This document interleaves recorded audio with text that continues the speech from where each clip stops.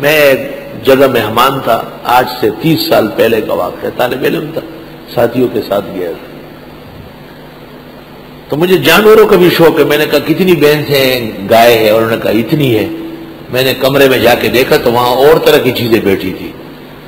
انہوں نے آ کے دیکھا، انہوں نے کہا یہ تو شیر آئے ہوئے ہیں جنگل سے، کل بارش ہوئی ہے بہت زیادہ۔ بندوق اٹھائے، میں نے کہا اجازت نہیں ہے مارنے کی۔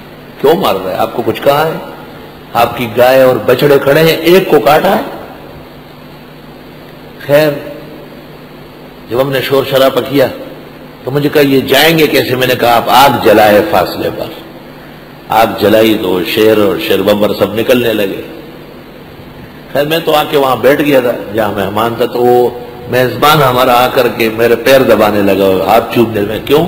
کہ وہ شیر گزرتے ہوئے آپ کو دیکھ کے سر نیچے کیا ایسے، ورنہ ہم تو ہمارے دستور کے مطابق تو قتل کرنا تھا۔ آپ نے کہا کہ نہ، انہوں نے کوئی ضرر نہیں دیا۔ خبردار، کیوں نہ حق حملہ کرتے آپ؟